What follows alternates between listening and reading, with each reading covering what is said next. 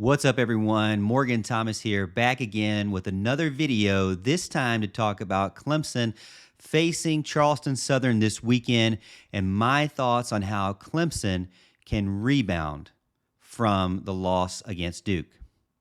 Hey, before we get into it, make sure you like this video and you subscribe to the YouTube channel so you can stay up to date on all of my exclusive Clemson content I put out every single week.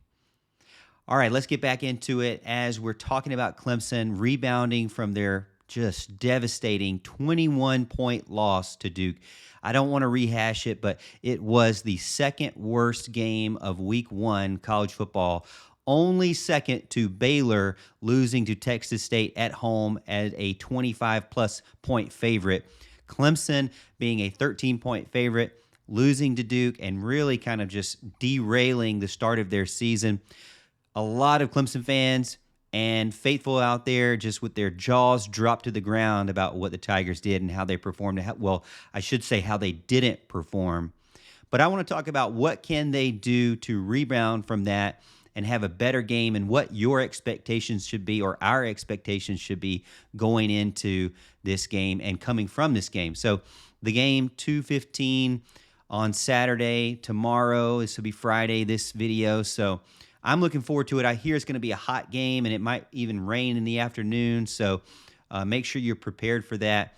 When it comes to the team, I think obviously considering the team was able to keep Duke to 13 points for the majority of the game, I'm not going to start with the defense. You have to start with the offense, and that's why it's even more concerning because Garrett Riley was brought in to where we didn't have to talk about the offensive problems. Hopefully he would fix and adjust and improve those offensive woes, but was not the case against Duke. So they're still there. What can Clemson do? Well, I know a lot of national people want to just immediately go to the transfer portal. Well, you can't just go to the transfer portal because that's not a fix for 2023. It might be a fix for next year or the year after that, but for right now, this is the roster that you have, and I still believe that the roster that Clemson has right now could have won that Duke game. And to be honest with you, 3 weeks ago, everybody was talking about Clemson could be back in the playoffs under Garrett Riley at offensive coordinator. And then all of a sudden now it's like they don't have the right players. But before the season, everybody was more hopeful. And even in the magazines that I know you all buy, had Clemson up there very high in the top 5 for sure. So, what has happened? What can Clemson do to improve? Let's talk about it. First thing for me, always start with the quarterback. You could go to Dabo Swinney, and he deserves some criticism, that's for sure. I'm sure he would welcome it because he wants to improve his team. But let's start with the player on the field, and that is Cade Klubnik. I think that he had some flashes of greatness, had some really good throws throughout the game. You want to see more of that, but you definitely don't want to see him throwing balls into double coverage when it's not necessary. And what I mean by that is I'm not saying he has no other options and he just makes the best throw possible and he's just trying to make a play. You never want to take that away from a gamer. Allow them to make plays and to take some risks out there. I don't want to take that away from them. But when there's situations where you have somebody open, at the 5-yard line or, 5 yards out or 10 yards out, and you go deep to double coverage instead of going to the guy that's open 5 or 10 yards out, or you ignore the check down that's wide open. Those are scenarios where you have other options. You don't have to rush it. And there were plenty of times where Cade had opportunities and he had time to throw the ball and he chose to throw it into coverage. So I want to see some improvement there. I want to see him find rhythm with the wide receivers that he has. Again, you can't replace the guys that he has, but the guys that he does, that are on the team, I want to see him improve his rhythm with them. Find 1 or 2 guys outside of Antonio Williams, because we've seen it with Antonio Williams and Cole Turner, really. I would also throw him in there. I want to see him get on page with Adam Randall. I want to see him get on page and get in rhythm with Jake Brenningstool. Those kind of guys don't need to be leaving a game with 1 reception. They're too good, in my opinion. And even if you would debate that, they are playing roles where they're starters. They don't need just 1 reception as a starting tight end and a starting boundary wide receiver. They need more than 1 reception. And I believe that Cade needs to try to target them more.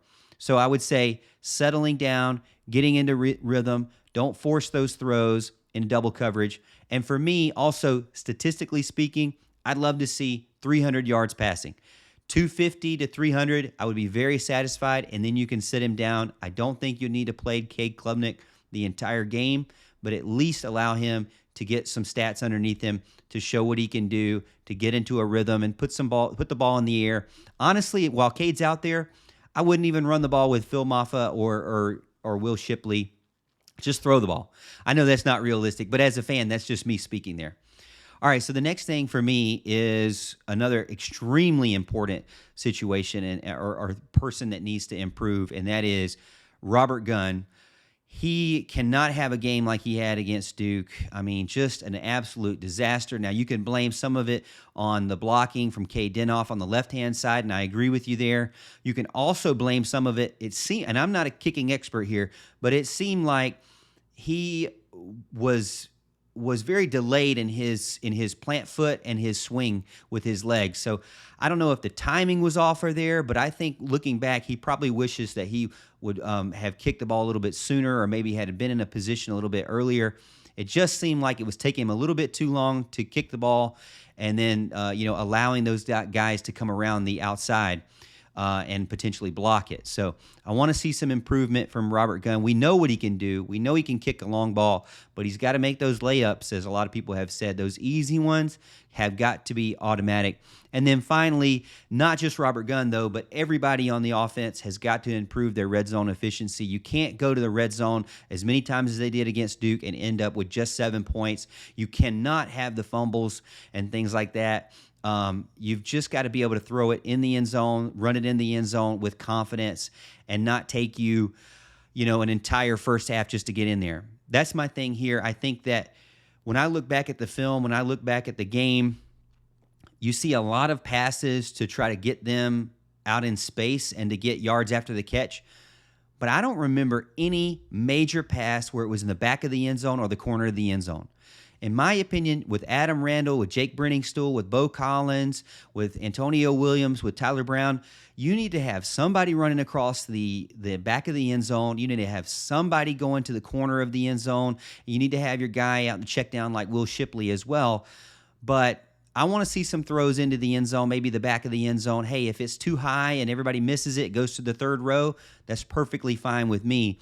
But I want to see some actual attempts to get the ball in the end zone and not just get yards after the catch into the end zone, but throwing it and catching it inside the end zone. That's what I want to see. And overall, really efficiency. You could talk about all the different stats that Clemson was better than Duke in that first game of the season that they lost. But one thing that you cannot say that they were better at was their efficiency. The yards per play, the yards per pass, the yards per rush. Duke was better because they did not need as many snaps. Clemson had almost 20 more snaps than Duke and really only about 50 yards more. So if Clemson's going to be up there in the 80, the 90 range snaps, they can't be struggling to get to 400. I mean, they have to be more efficient than that. They have to be. That's why Garrett Riley was brought in. He's a guy who has consistently been able to get a team to score in 5 plays or less. Clemson is not doing that right now. I don't have any confidence in that. I want to see it, and Clemson needs to get to it because when you watch the other big-time offenses around the country, they're able to score very quickly, and that's just the way college football is right now. You don't get these long, methodical drives, and I know that's not necessarily a bad thing to just chew up the clock and go down the field, but that's not really what the best teams out there are doing. They're finding their openings and their gaps, and they're finding the open space, and they're scoring that ball. So I want to see that from Clemson. Hey, let me know what you think in the comments. There's a quick video about this game coming up tomorrow against Charleston Southern. Obviously, I don't think it's going to be a loss for Clemson. I will not give you my score, but I will say this. If Clemson does those things and gets back on the road to success, they still have a chance against Florida State. I know a lot of fans are already writing them off against Florida State in that game, but I will say if they can use this game as a building block for the next game and then ultimately to the hosting Florida State, Clemson still, in my mind, has a chance. It's a lot. I'm a lot less confident now going into after the Duke game, but I do feel like Clemson still has a fighting chance, especially since it's at home. Hey, let me know what you think in the comments. Do you agree or disagree? Is there something that I missed? Is there somebody on defense that I really should think about, not just only focus on the offense? I'd love to get your thoughts and in the comments. So don't forget to like the video and subscribe to the YouTube channel so you can stay up to date on all of my exclusive Clemson content I put out every single week.